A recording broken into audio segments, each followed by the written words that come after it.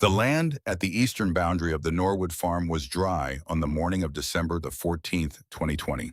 40 feet away, across the fence line that divided two properties sharing the same county road, the same ridge, in the same 3 days of rain, Velma Calloway stood at the edge of her east field, watching water move slowly across ground that had never flooded in her memory. It was not a dramatic flood. There was no rushing current, no collapsed bank, no downed fence post swept sideways.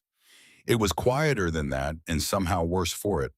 The water simply rose in the low places, the way it does when the ground has nowhere left to send it, and by mid-morning, it had covered the first 8 inches of her eastern pasture in a sheet of standing brown water that reflected the gray sky back at itself. Sage Norwood watched from her side of the fence. She did not say anything. There was nothing useful to say. She had known this was coming for 14 months, had documented it, had argued against it in a county meeting where a man in clean boots thanked her politely and moved on to the next slide. What she felt standing there was not satisfaction. It was something quieter and more complicated, the feeling of being right about something you wished you had been wrong about. This story begins in the autumn of 2019, but to understand what happened in 2019, you need to understand what Cletus Norwood did with a can of orange paint in 1987. And to understand that, you need to understand what kind of man he was. Cletus Norwood was not a man who explained things. He was a man who showed you things and trusted you to work out the explanation yourself. If you did not work it out, he would show you again. If you still did not work it out, he would wait. He had been farming 340 acres in Claiborne County, Tennessee, for 40 years by the time his granddaughter Sage came to live with him. And in those 40 years, he had developed a relationship with that land that was less like ownership and more like a very long conversation. He knew which fields held water after rain and which hillside dried out by noon. He knew where the frost came early and where it came late. He knew the sound the creek made when the water table was rising before you could see any change at the surface. He passed none of this to Sage through instruction. He passed it the only way it can be passed, by walking the land with her, by pointing at things without labeling them, and by trusting that she would understand in time. She came to live with him when she was 12 years old. Her parents had moved to Knoxville that year. They sent money sometimes, they called less.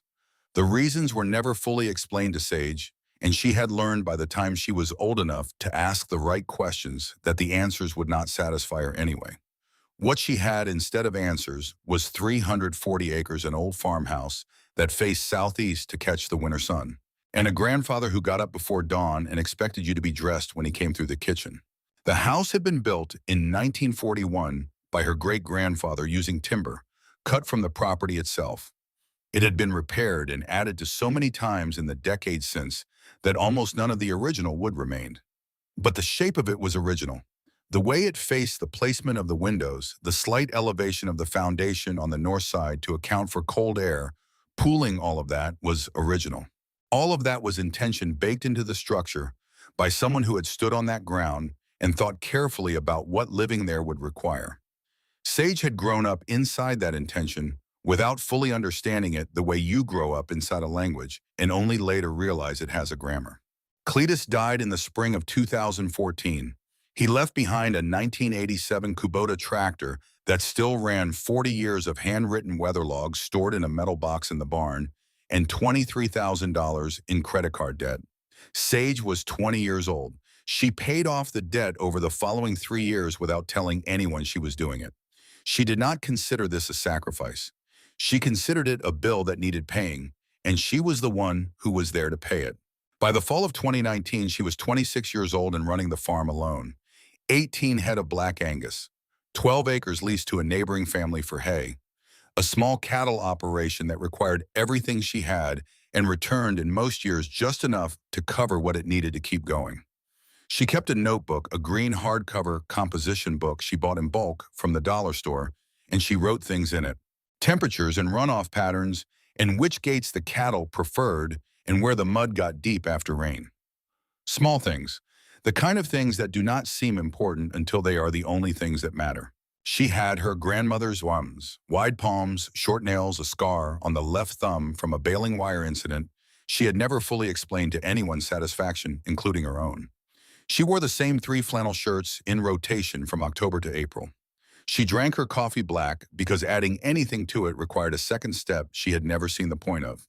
She was not unfriendly. She was simply a person who had learned early that the land asked more of you than you thought you had, and that the only way to keep up was to eliminate everything that was not necessary. When she was 14 years old, Cletus took her out to the eastern boundary of the property after a heavy rain in late October. The creek was running high. He led her along the bank until they reached a spot where the water slowed and curled around a limestone outcropping near an old fence post. He had painted that fence post orange in 1987, the year of the worst flood in his memory. He stood beside it for a moment watching the water move, and then he said, "Remember this spot." He did not say why. He turned and walked back toward the barn. Sage stood there for a long time watching the water. She thought she understood what he meant. She was wrong, but not entirely. She was right about the importance and wrong about the specifics, and it would take her 25 years and a development company from Charlotte to reveal the difference. The fall of 2019 arrived the way fall always arrived in that part of Tennessee gradually, and then all at once the hills turning that particular shade of amber that looks almost too beautiful to be real. The creek at the bottom of the Birdwell property, which bordered the Norwood land to the north, was running low. It had been a dry September. If you stood still long enough at the eastern boundary, you could hear the water whispering over the flat stones at the bottom of the bed. Nash Hargrove arrived on a Saturday afternoon in mid-September, driving a rental car he had picked up at the Knoxville airport because his own car had something wrong with the brakes he had been meaning to get looked at. He was 34 years old, a year and a half out of a divorce and working in insurance claims in Nashville. He was Sage's first cousin, the son of her mother's brother, and he owned 40 acres of land adjacent to the Norwood farm by way of their grandfather's will. He came back to Claiborne County 3 or 4 times a year. Each time he came, he seemed a little more like a man who had left and a little less like a one who had ever belonged. He sat on the porch with a cup of coffee and asked Sage if she had thought about the East parcel lately. She said she thought about all of it all the time. He said he meant specifically whether anyone had expressed interest. She said no. He said there had been some inquiries, not formal, just conversations. She asked who had been inquiring. He said it was preliminary, nothing worth getting specific about yet. His phone buzzed on the arm of the chair. He turned it face down without looking at it. She asked him again who had been in contact with him. He said he would let her know if anything came to a point worth discussing. She said she would like to know now when it was still preliminary, not later when someone was already expecting an answer. He said he would keep her in the loop. She said that was not what she asked. He looked out at the field for a moment and then said he should probably hit the road before dark. She watched him drive out the gravel lane. She stood on the porch for a few minutes after his car disappeared. The coffee had gone cold in her cup. She had known Nash her whole life, and she knew the difference between the way he talked when he was withholding information and the way he talked when he did not have any. That afternoon, he was withholding something, and the particular shape of the silence around it told her it was not small. She went inside and wrote in her notebook, not about what he had said, about what he had turned face down. Crestline Properties arrived in Claiborne County in October of 2019. The county learned about it the way rural counties learn about most things of that nature, through a combination of public notice filings that most people did not read and conversations at the feed store that everyone heard. The company had acquired 5,000 acres of land adjacent to the Norwood farm over the previous several months. The land was a mixed package, old timber leases that had been sitting idle for years, abandoned pasture that had not been worked in a decade, and 3 foreclosed properties that the previous owners had walked away from during harder times. Crestline Properties was planning to develop it into what their materials described as a mixed-use rural investment corridor. Nobody in Claiborne County fully understood what that phrase meant. The phrase had been engineered to be understood well enough that no one would ask a follow-up question. The project manager was a man named Reed Gaddis. He drove down from Charlotte in a company truck and wore clean boots to a county where clean boots meant you had not worked yet that day. He was somewhere in his 40s, and he had the manner of a man who had done this kind of project before and found the routine of it comfortable. He was not cruel, and he was not careless. He was competent at his job, which was to move a development forward through the regulatory process as efficiently as possible. His job was not to be wrong, but he was. There was a public information meeting at the county extension office in the second week of October. Sage sat in the third row. The room held about 40 people, a mix of farmers and county officials, and a few people from the Chamber of Commerce who had heard the phrase economic investment and come hoping for more details. Gaddis stood at the front with a laptop and a screen and walked through the presentation with practiced ease. Drainage maps, soil assessments. A hydrological survey conducted the previous spring by a certified firm out of Knoxville. The survey results were clean. The modeling showed surface water moving northeast away from the development site and away from the adjacent properties. The drainage plan was straightforward. The projected mitigation costs were $180,000, a figure that Gaddis mentioned briefly and moved past quickly, the way you mention something you expect no one to question. Velma Calloway was sitting in the front row. She was 58 years old and had been farming 200 acres south of the Norwood property for most of her adult life. Her father had farmed it before her and her grandfather before that.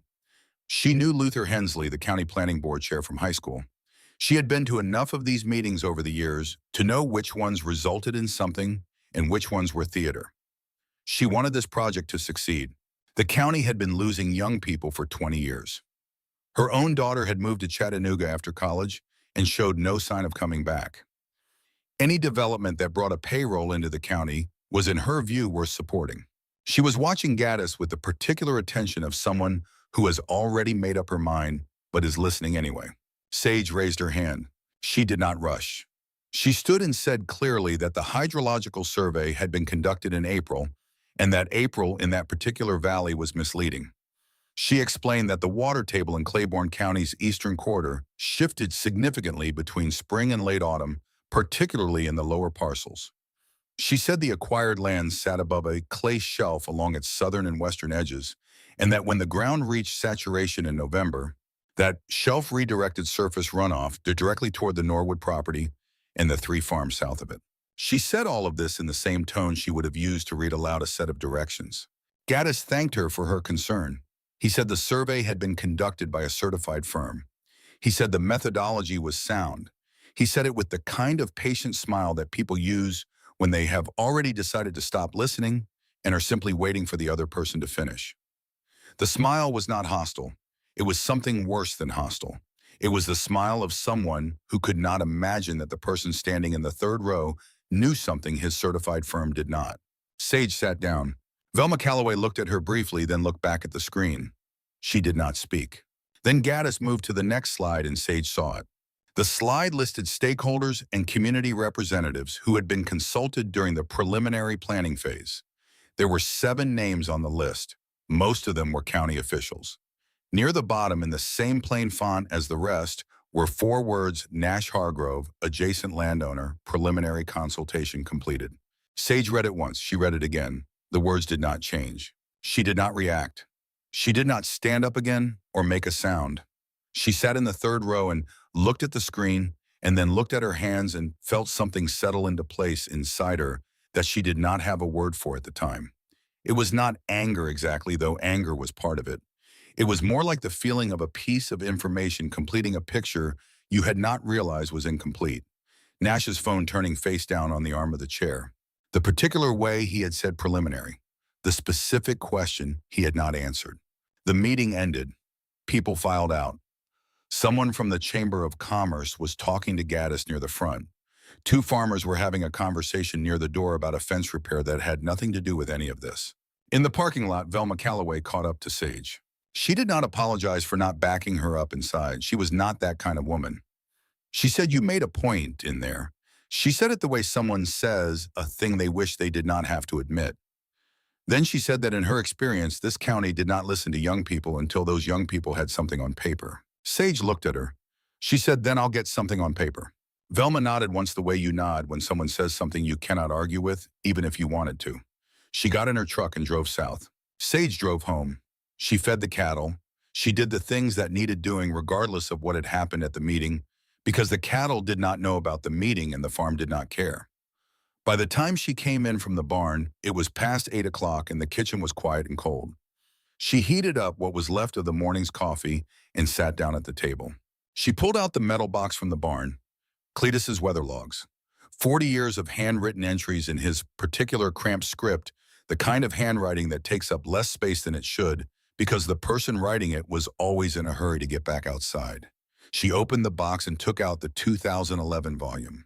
She had looked throughout these before after Cletus died, looking for comfort more than information. She had not been looking for anything specific. She was looking for him the way you look for someone in the places they left behind. She had not found what she was looking for then.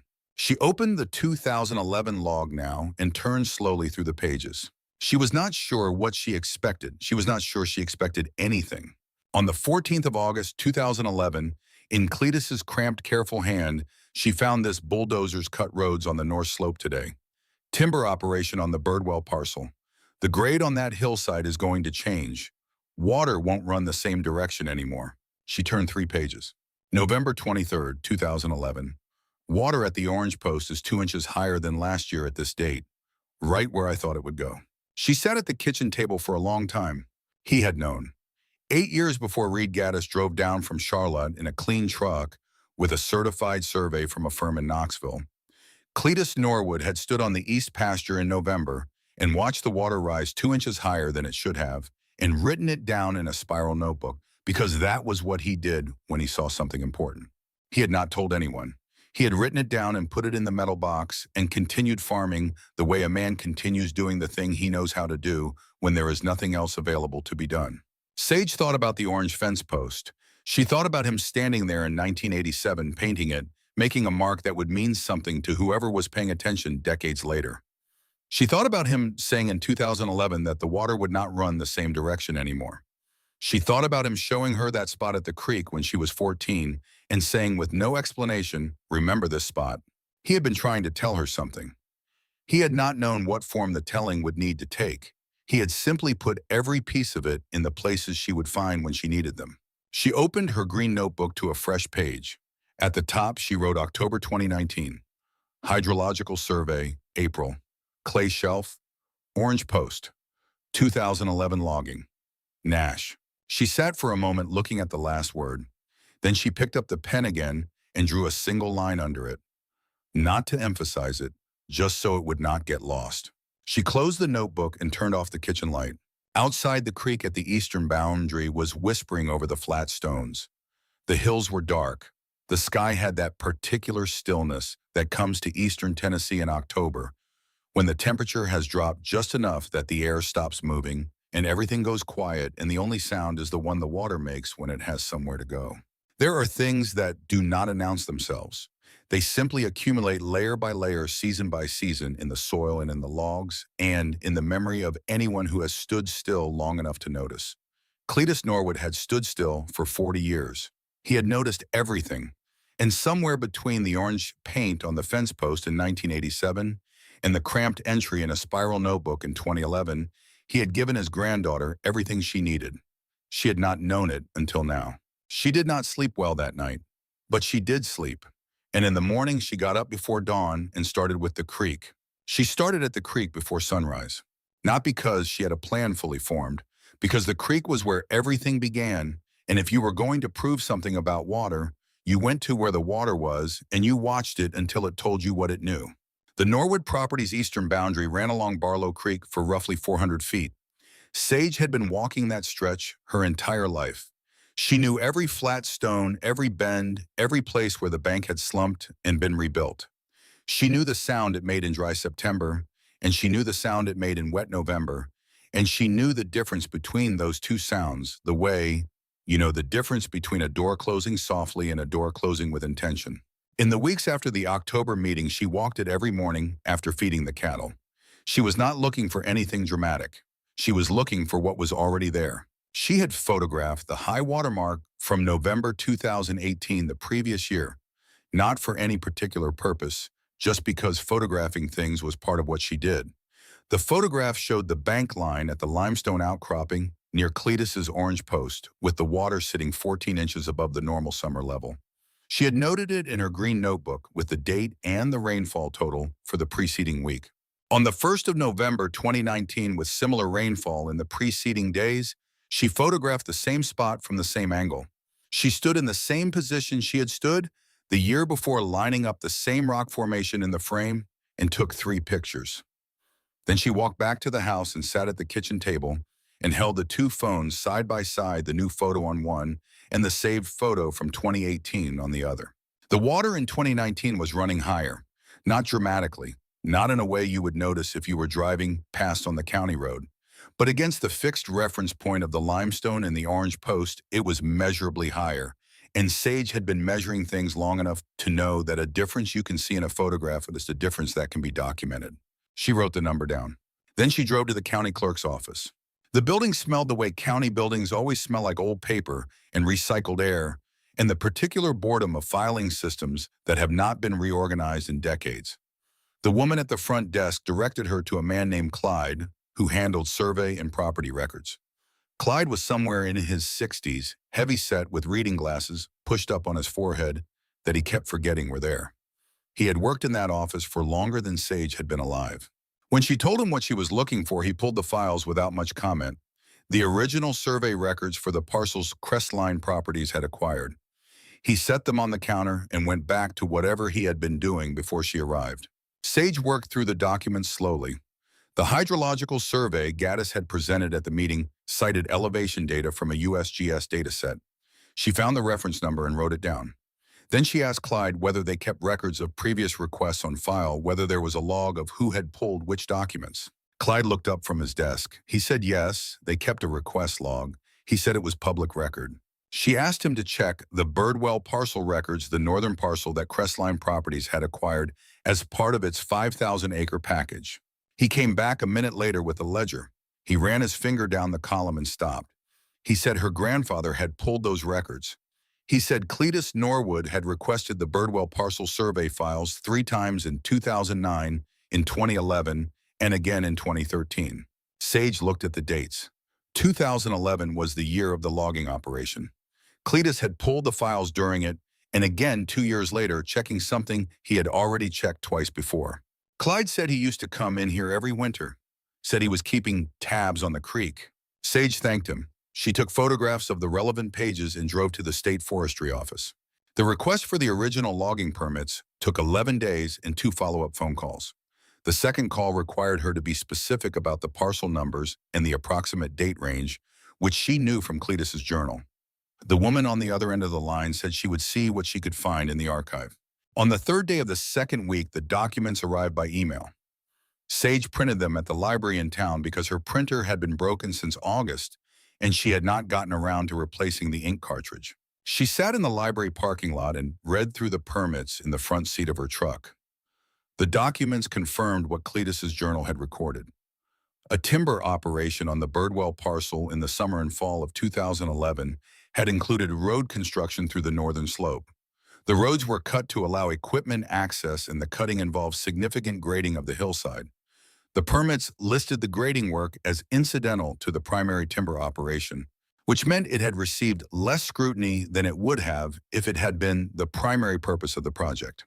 The USGS elevation data that Gaddis's survey had relied on was last updated in 2009, 2 years before the roads were cut, 2 years before the hillside changed. Sage sat in the parking lot for a few minutes. A woman walked past with a stroller.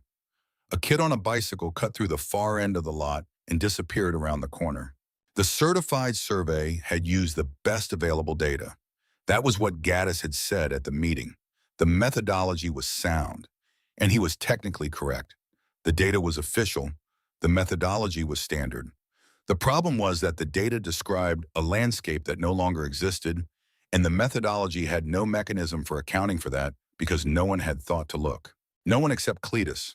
She drove back to the farm and got the tape measure from the barn. It was a Stanley 100-foot model that Cletus had kept hanging on the same nail since before she was born. The orange plastic casing was cracked along one edge, and the first foot of tape was stained dark with something she had never been able to identify. She carried it out to the northern boundary of the property and spent the better part of an afternoon measuring the slope of the altered hillside. She used a hand level to establish horizontal reference and measured the vertical drop over a series of intervals.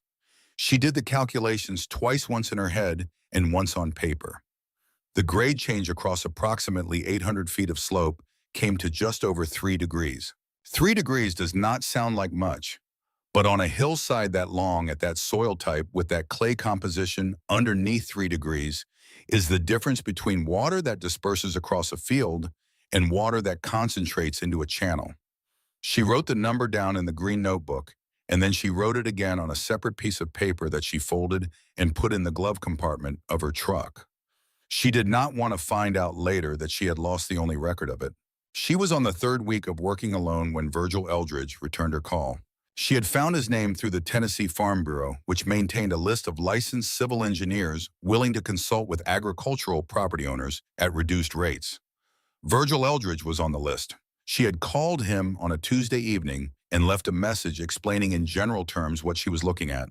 He called back on Thursday morning while she was in the barn, and she called him back that afternoon. His voice on the phone was careful and unhurried. He asked a few questions. She answered them without elaborating. He said he could do a single consultation for $450 and that he would need to see everything she had before he would be willing to put anything in writing. She said she understood. They arranged to meet the following Wednesday at his office in Jefferson City. She brought everything: the photographs both years, the measurement records, the logging permits, Cletus's journal entries, the relevant pages photographed on her phone, the USGS reference number from the survey documents, her own calculations from the hillside. She laid it all across the conference table in Virgil Eldridge's small office and stepped back. Virgil was 55 years old with the hands of someone who had spent his career doing actual fieldwork rather than sitting behind a desk calculating what fieldwork would find. He had retired early from the state infrastructure department after 2 decades and now did occasional consulting work that interested him. He sat down in front of the documents and put on his reading glasses and did not say anything for a long time. After about 20 minutes, he picked up her hillside measurements and looked at them again. He asked, "What did you use to measure this?" She said, "Hand level and tape measure." He asked, "Whose?" She said, "My grandfather's." He set the paper down and looked at her for the first time since he had started reading. He asked her grandfather's name. She told him. He nodded once slowly as if the name had confirmed something he had been uncertain about. He did not explain what. He went back to reading. When he finished, he asked her one more question. He asked what she intended to do with this. She said she intended to submit it to the county planning board before the permit review meeting in January. He said he would have a written assessment for her within 2 weeks. She drove back to Claiborne County with the windows down despite the cold because she needed the air. She felt the specific relief of a person who has been carrying something heavy and has finally put it down on a surface solid enough to hold it. Virgil Eldridge had not told her she was right. He had not told her anything really except that he would write something up. But he had read for 20 minutes without saying stop, and that was enough for now. She stopped at the feed store on the way home. While she was loading bags into the truck bed, Van Dunmore introduced himself. He was 30 years old and worked for the Claiborne County Courier, which published twice a week and covered everything from school board elections to livestock results at the county fair. He had a press credential on a lanyard around his neck that he wore with the self-consciousness of someone who had not yet decided whether it made him look professional or slightly ridiculous. He said he had heard that someone had raised concerns at the October meeting and that he was working on a piece about the Crestline Properties project. Sage said she was not doing interviews. He said he was not asking her to characterize the project or take a political position. He just wanted to understand the technical concerns she had raised. She said the technical concerns were documented and would be submitted through the proper channels. He asked if she could at least tell him what the concerns were in general terms. She said, "When I'm ready for it to be in the paper, I'll call you." She handed him his notepad back, the one he had been holding open since the beginning of the conversation. She got in her truck. He stood in the parking lot holding the notepad. Then he took a card out of his wallet and put it under her windshield wiper. She took the card inside when she got home and left it on top of the green notebook. She did not throw it away. It was the last week of November when she found the drainage tile. She had been walking the lower parcel of the acquired land, the southernmost section of what Crestline Properties had purchased, which ran along the boundary of her property for about 200 feet. She was not trespassing. The lower parcel bordered a county easement, and she stayed on the easement side. She had her camera and her notebook, and she was documenting the topography of the transition zone, the area where the two properties met, in preparation for Virgil's assessment. She almost walked past the outlet. It was half hidden by a stand of tall grass that had grown up around the concrete head wall over what she estimated was at least one growing season. The drainage tile ran northeast beneath the lower parcel, which was what Gaddis's survey had shown. The outlet was where the water was supposed to exit the system and disperse into the county drainage easement. The outlet was not dispersing anything. It was blocked. She crouched down and looked at it closely. Silt and root intrusion had clogged approximately 60% of the opening. She took out her tape measure and checked the diameter of the tile. She photographed the blockage from 3 angles. She noted the date and the time and the weather conditions in her notebook. Then she looked more carefully at the way the material had accumulated. This was where she slowed down. The silt and debris inside the outlet had a particular character. Natural accumulation in a drainage tile over years tends to build from the bottom up, carried in by water, that slows as it approaches the exit. What Sage was looking at had a different pattern. The blockage was more uniform, more complete across the cross-section of the pipe than natural deposition would produce. The leaf debris near the surface of the blockage was not broken down. It was relatively intact, which meant it had not been there long. She did not write down a conclusion. She wrote down what she saw. When she showed the photographs to Virgil Eldridge at their follow-up call the following week, he was quiet for a moment. Then he said that level of blockage does not develop naturally in a short period. He said a tile that size in those conditions would take 5 to 7 years to reach 60% occlusion through natural deposition alone. He paused. He said the material distribution is wrong for age. Sage said that's what I thought. He said I can note the blockage as a documented engineering deficiency. I cannot characterize its cause without more information. What I can say is that if this tile remains blocked and the corrected grade is not factored into the drainage plan, the risk profile for downstream properties changes substantially. She asked him to put that in the assessment. She did not include her observation about the material distribution in what she submitted to the planning board. The engineering deficiency was documented and provable. The implication behind the material distribution was not with what she had. She was building a case on what she could stand behind completely, and she would not weaken it by including something she could only suspect. But she had written it down. She had written accumulation pattern inconsistent with natural timeline. She had folded that page back so the corner was marked. She would know where to find it. Velma Calloway came to the farm on a Thursday morning in the first week of December. She came at 5 in the morning, which was not a time when anyone who did not work a farm would think to arrive, but which was also the time when a farmer who wanted to speak to another farmer without it feeling like a confrontation would choose. Sage saw her from the kitchen window. Velma was standing at the east fence line facing the sugar field, her hands in her coat pockets. She had not knocked. She was just standing there. Sage poured a second cup of coffee and went outside. She asked how long Velma had been there. Velma said long enough to count the steps from my south boundary to the low spot on your map. Sage waited. Velma said I went back to look at the survey maps, the ones from the meeting. I got my nephew to pull up the elevation data, and I spent 2 nights looking at it. She paused. The low spot on the drainage model, the area that floods, if your calculations are right, it runs along my western boundary, about 40 acres of my best hay ground. She did not say she was sorry for not backing Sage up at the meeting.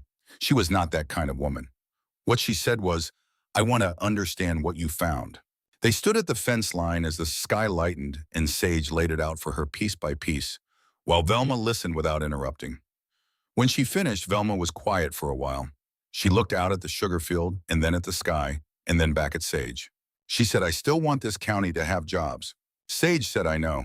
Velma said, but I cannot sit in a county meeting and support something that is going to put my hay ground underwater. Sage said, I am not asking you to do anything. Velma picked up her coffee cup from the fence post where she had set it. She said, I know you're not. She said, I'll figure out what I'm doing. She drove south. Sage went back inside and stood in the kitchen for a moment. Then she sat down at the table and called Nash. He answered on the second ring, which meant he had been awake. It was barely 6 in the morning. She said, I need to know what you signed. The silence on his end lasted long enough that she counted it. He said a letter of intent, non-binding. She said, how much? He said, 8,000, up front. She looked at the window. The light was just beginning to come into the eastern sky, that particular gray-pink color that lasts about 15 minutes in early December before it either brightens or collapses into cloud. She said you had $8,000 of their money when you sat on my porch and asked me if anyone had expressed interest in the east parcel. He did not answer that.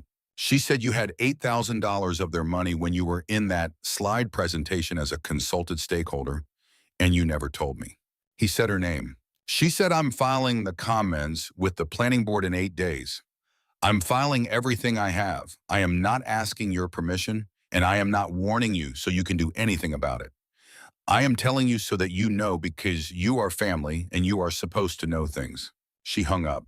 She sat at the kitchen table in the early morning quiet and did not move for a few minutes. Outside, the cattle were moving in the near pasture, making the low sounds they made at feeding time, patient and present and entirely uninterested in any of this. She opened the green notebook. She found the page where she had written Nash's name with the single line under it back in October. She looked at it. Then she turned to a clean page and began writing out the formal summary she would attach to Virgil's assessment when she submitted everything to the planning board. Virgil's written assessment arrived 4 days later, one page single-spaced, signed and dated. The language was precise and technical and said exactly what she needed it to say. It stated that if the drainage tile outlet on the lower parcel remained blocked and the altered hillside grade was not factored into the drainage mitigation plan, the flooding risk to adjacent downstream properties would increase by an estimated 340% during a 100-year rain event. She read it twice. Then she clipped it to the front of the submission packet. 8 days after she hung up on Nash, she drove to the county planning office and handed the packet to the woman at the front desk. Photographs, measurements, logging permits, Virgil Eldridge's assessment, a written summary in her own words that referenced each piece of supporting documentation by page number. She had not told anyone outside the family that she was doing this. She had not asked for advice about timing or strategy or how it might be received. She had simply assembled what she had and submitted it when it was ready. The woman at the front desk said she would make sure it was on record before the January meeting. Sage said thank you. She drove home. That night, her phone rang at 11:15. She was already in bed, but not asleep. She looked at the screen before she answered. It was Nash. His voice was different from the morning she had called him. Something had gone out of it, the particular defensive flatness he used when he was protecting himself from a conversation he did not want to have. What was left sounded tired in a way that had nothing to do with the hour. He said, I didn't think you'd be able to prove anything. She said, I know. He said, I want you to know I didn't think it would actually affect the land. I thought it was just about money, just about the development numbers. She said, the land is the numbers, Nash. That's what you've never understood about this place. He did not say anything. She said the meeting is in January. Whatever happens, it happens in a room with 30 people and a planning board, and everything I found is already on the record. There is nothing to undo now. He said her name again quietly. She said good night and set the phone on the nightstand. She lay in the dark and looked at the ceiling. She thought about Cletus standing on the north slope in the fall of 2011, watching the bulldozers cut roads through the hillside, knowing what it meant, writing it down in his careful, cramped script, and then getting up the next morning and continuing to farm. She thought about the way he had built his patience into the land, the same way his great-grandfather had built intention into the direction a farmhouse faced. Things you would not understand until you needed them, things that waited. The January meeting was 12 days away. Franklin Boone called on a Monday morning, 2 days before the January meeting. He did not introduce himself on the phone because he did not need to. His voice was the kind of voice that comes from spending 30 years in rooms where decisions get made unhurried and precise, with the particular weight of someone who chooses words the way a carpenter chooses a board for what it will bear. He said he read her submission. He said he had a question and he would prefer to ask it in person. They met that afternoon in his office at the county building, a room that smelled of old coffee and had a framed aerial photograph of Claiborne County on the wall from sometime in the 1970s, before the highway expansion, when the fields ran unbroken from one ridgeline to the other. Luther Hensley was in his mid-60s, broad-shouldered, with the hands of someone who had grown up farming before he grew up governing. He had known this county from both sides of the desk, and he carried that knowledge in the way he moved through a room deliberately without wasted motion. He did not offer pleasantries.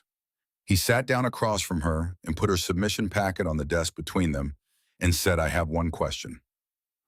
Are you certain? Sage looked at him. She understood that the question was not casual. Luther Hensley had been chair of the county planning board for 11 years. He had approved projects and blocked projects and navigated the particular politics of a county where everyone knew everyone and the consequences of a wrong decision lasted longer than the decision itself.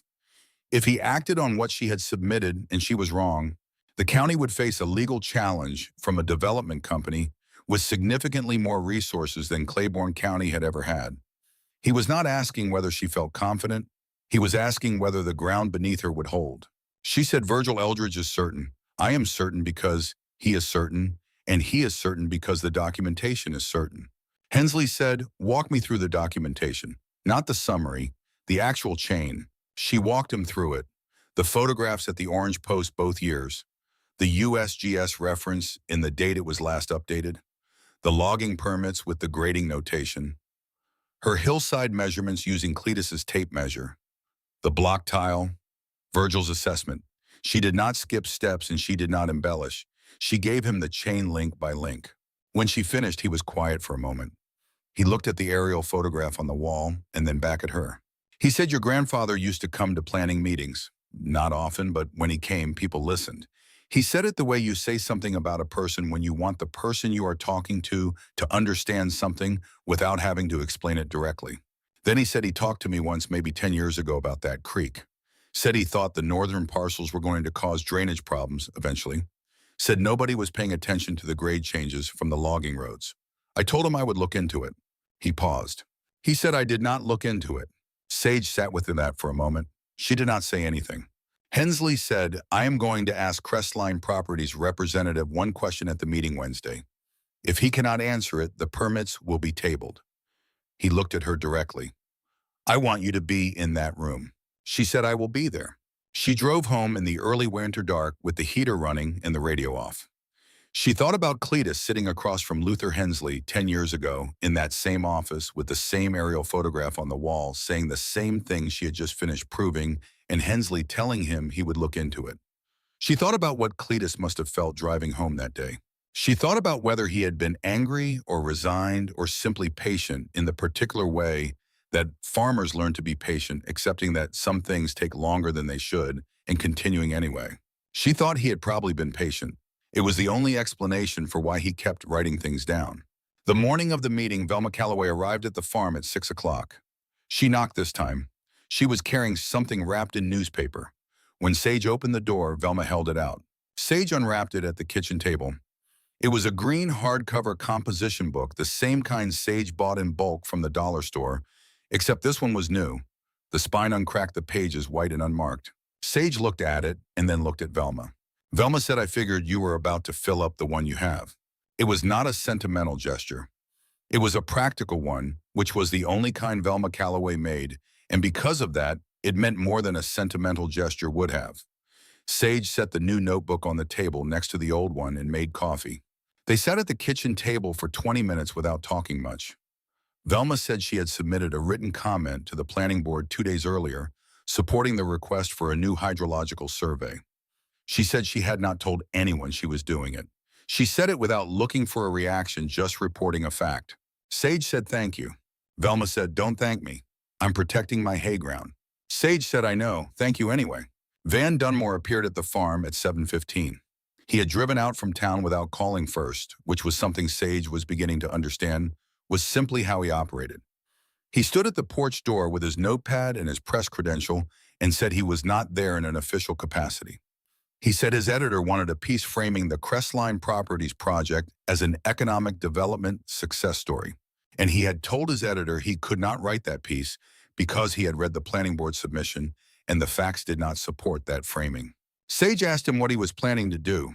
He said he was planning to sit in that room and write down everything he heard and figure out what to do with it afterward. She said, front row is taken. He said, I'll take the second. She looked at him for a moment. He was earnest in the way that young journalists sometimes are before enough things go wrong to teach them a different expression.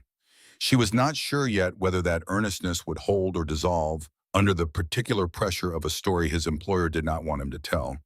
But he had driven out to her farm at 7 in the morning, and that was worth something.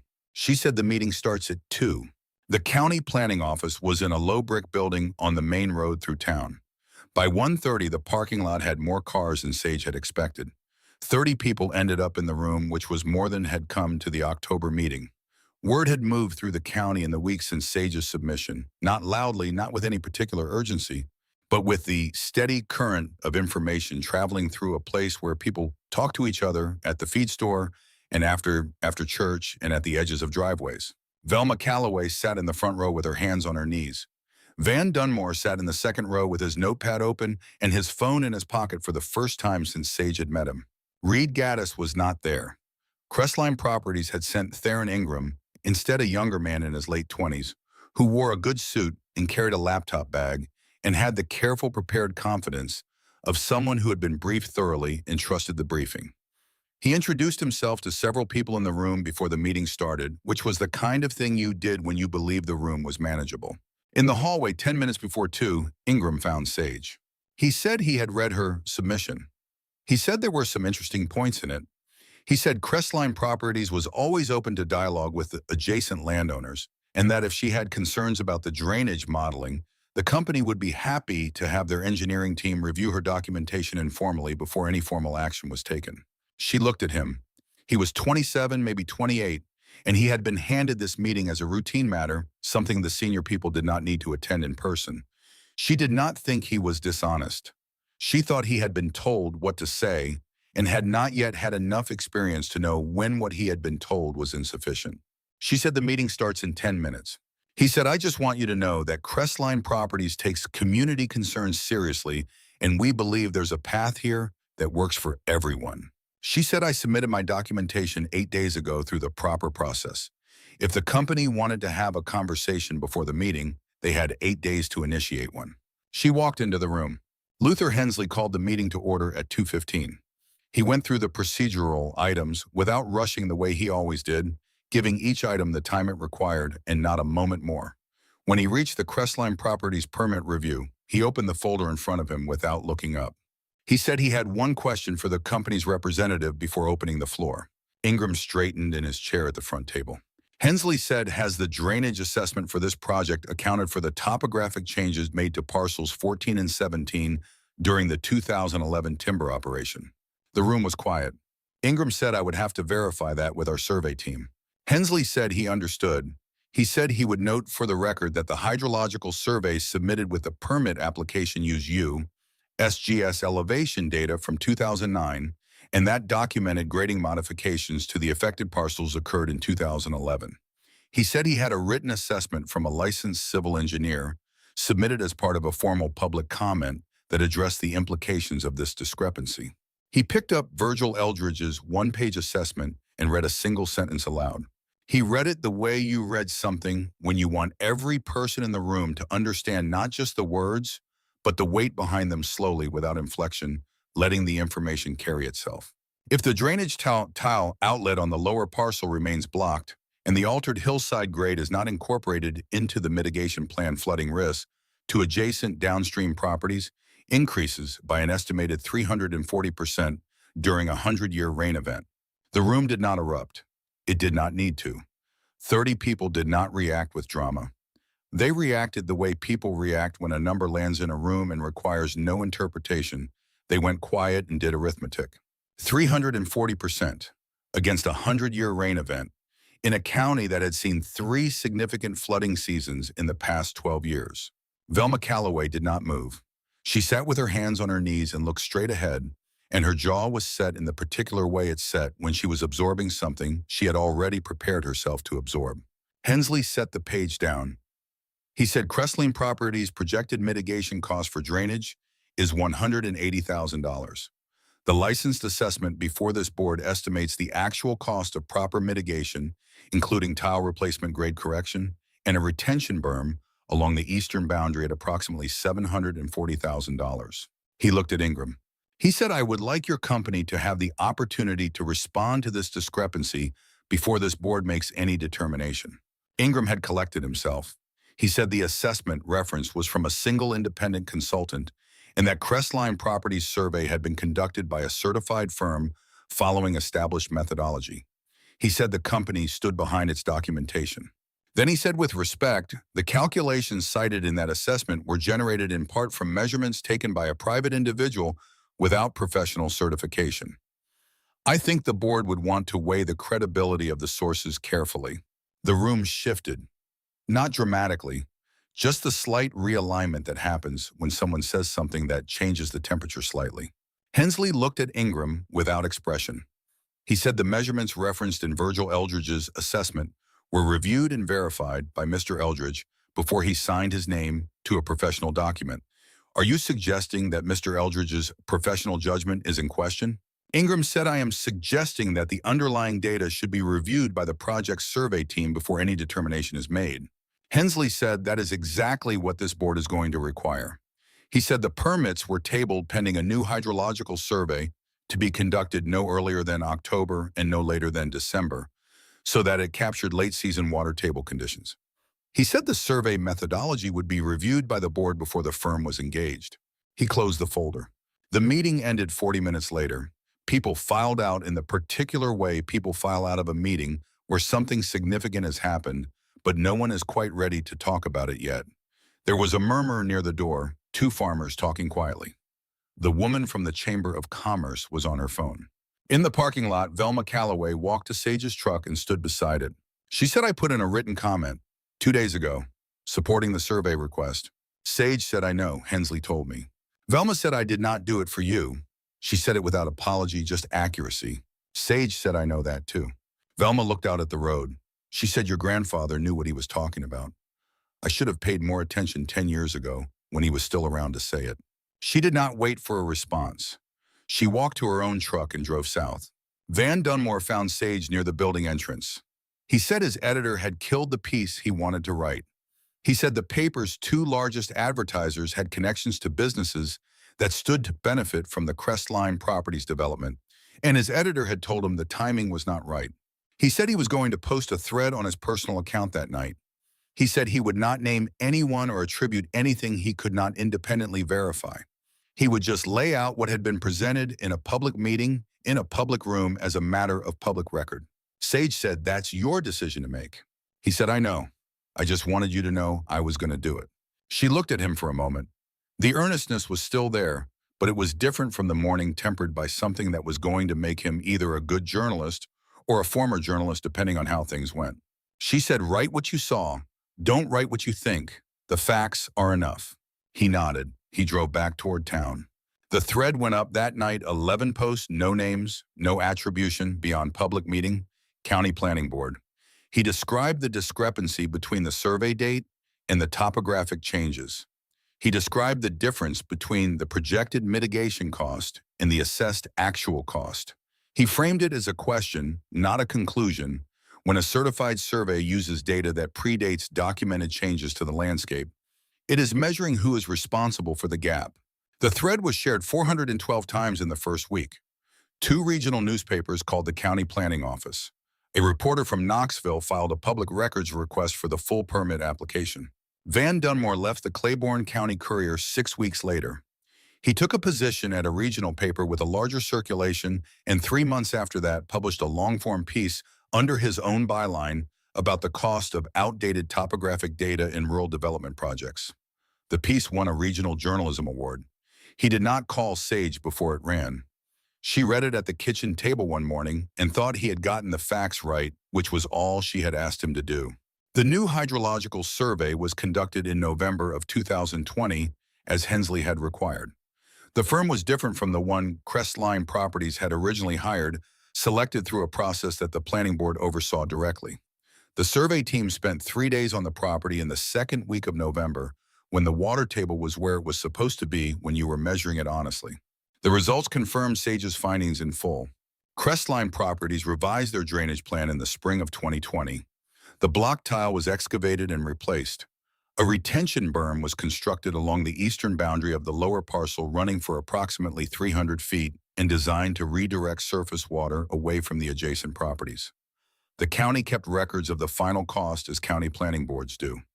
The number in the records was $810,000, $630,000 more than the original projection. 2 of the lower parcels were removed from the construction plan entirely. The development proceeded in a modified form that retained its commercial core while eliminating the elements that had required drainage infrastructure the company had initially refused to account for properly. It took longer than Crestline Properties had planned and cost more than they had budgeted, and in the end, it was built on ground that would not flood the people living near it. Sage's East pasture did not flood that winter. It did not flood the following winter either. Nash came back to Claiborne County in February of 2021, 3 weeks after the new survey results were released. He drove up the gravel lane on a Saturday afternoon and sat in the kitchen without taking off his coat for the first 10 minutes, which was something he did when he was working up to saying something he did not know how to begin. He said he had returned the $8,000. Crestline Properties had accepted the cancellation under the withdrawal clause in the letter of intent, which allowed either party to exit within 90 days if the project's regulatory timeline was materially affected. His attorney had handled it. It was done. Sage said, okay. He said before he died, Grandpa Cletus talked to me. Once I was about 22, and I had just told him I was moving to Nashville, and he didn't argue with me about it. He just sat on the porch for a while and then said something I didn't understand until recently. She waited. Nash said, he said, Nash, you're not a man of the land, but you're a man of the family. Those aren't the same thing, but they're both worth something. I didn't know what he meant. I thought he was just being nice about me leaving. Sage said he wasn't being nice. He was being accurate. Nash looked at the table. He said, I know that now. She said, you didn't believe I could prove anything. He said, no, I didn't. She said, but you came back anyway. He said, yeah, I did. There was a silence between them that was not comfortable exactly, but was honest, which was better. She made more coffee. He took off his coat. They sat at the kitchen table for another hour and talked about things that had nothing to do with Crestline Properties or drainage surveys or letters of intent, the way people who have known each other their whole lives eventually return to the ordinary after the extraordinary has passed. He did not apologize in words.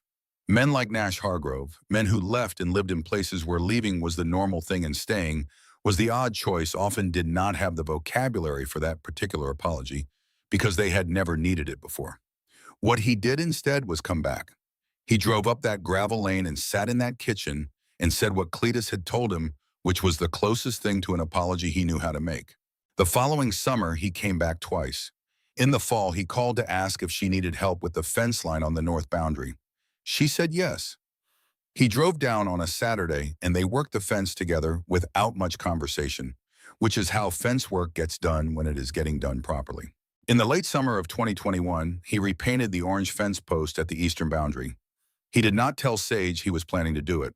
She came out one morning to find it done, the paint fresh and bright against the weathered wood. He had used the same color and exact match, which meant he had looked at the original carefully before he went to the hardware store. She stood at the fence line and looked at it for a moment. Then she went back to work. Virgil Eldridge's letter arrived in the first week of March 2020. It was handwritten on plain paper in blue ink, 3 short paragraphs. He said the results of the new survey had confirmed what her documentation had shown. He said the planning board had handled the matter correctly. And then in the last paragraph, he wrote something she read twice. He wrote, I have reviewed a great many field assessments over the course of my career. Some produced by large firms with significant resources, and some produced by individuals working alone with basic equipment. The measurements you provided were among the most precise I have encountered in either category. I do not know who taught you to work that way, but whoever it was knew what they were doing. She folded the letter and carried it inside. She sat at the kitchen table with both notebooks in front of her, the old one and the new one Velma had brought. The old one was nearly full. She had been working in it since October of 2019, 16 months of daily entries, and there were perhaps a dozen blank pages left. She opened it to the last section, past the final entries, to the last page that had no writing on it. It was not blank. She had seen it before years ago, when she first inherited the notebook. She had thought at the time that it was a faint mark from a previous owner, a crease or a printing artifact. She had not looked at it closely because she had been 20 years old and grieving, and there was too much to do. Now she looked at it closely. In Cletus's handwriting and pencil, so light it had faded to almost nothing, were 8 words. If you got here, you already understand. She sat at the table for a long time. She thought about a man who had farmed 340 acres for 4 decades and kept 40 years of weather logs and marked a fence post orange in 1987 and watched a hillside change in 2011 and written it down and gone to a planning meeting and told Luther Hensley what was coming and driven home when Hensley did not act on it and kept writing things down anyway. She thought about a man who had given a 12-year-old girl a piece of land and a set of notebooks and a 100-foot tape measure and a fence post painted orange and had trusted without any way of knowing for certain that she would find what he had left. He had written those 8 words on the last page of a notebook he knew she would one day fill. He had written them in pencil light enough that you would only see them if you were looking. He had not written them as a reward or a revelation. He had written them because he wanted her to know when she got to the end that he had always believed she would. She placed Virgil Eldridge's letter on the last page next to the 8 words. She closed the notebook. Outside, the sugar field was starting to show the first pale green of early spring, the color that comes before the full green, tentative, and exact. The orange fence post was visible from the kitchen window if you looked for it, which she often did without meaning to, the way you look toward the things that have meant something for long enough that looking becomes automatic. She opened the new notebook to the first page. At the top, she wrote the date. Below it, she wrote the temperature and the soil moisture estimate and the cattle count and the rainfall total for the preceding week. Small things. A few months later, a young farmer 2 counties over called her number. He had heard her name from someone at a Farm Bureau meeting passed along the way. Information moves in agricultural communities through trust built slowly over shared ground. He said his property bordered a new development project, and he was trying to understand the drainage plan they had submitted. He asked if she might be willing to look at the maps. She asked him what month their survey had been conducted. He said May. She said, "Send me the maps." The creek at the eastern boundary of the Norwood farm was running low again that September. It always ran low in dry Septembers, pulling back to its essential self, the thin thread of water moving over flat stones, with the particular patience of something that has been doing this for a very long time and will keep doing it long after anyone is left to listen. Cletus Norwood understood that patience because he had lived beside it for 40 years. He understood that the land does not forget. It holds everything that has happened to it in the grade of its slopes and the memory of its clay and the way water moves when the ground is full. He had tried to pass that understanding on to the people around him, to Hensley, to Nash, to anyone who would hold still long enough to receive it. Most of them had not held still long enough. Sage had. Not because she was exceptional in the way that stories sometimes require their subjects to be exceptional, but because she had been handed a piece of ground and a set of notebooks at 12 years old, and she had paid attention every single day since then, and paying attention, sustained and unhurried and continuous, turns out to be one of the rarest things there is. The orange post stood at the eastern boundary where it had always stood. The creek moved over its stones. The new notebook on the kitchen table was filling up the same way the old one had, one careful entry at a time. Some things, if you pay attention long enough, will tell you everything you need to know. Cletus Norwood knew that. He made sure his granddaughter knew it too. And on a quiet morning in early spring, with Virgil Eldridge's letter folded against the last page of a green notebook that had held a year and a half of the most important work she had ever done, Sage Norwood knew it better than anyone.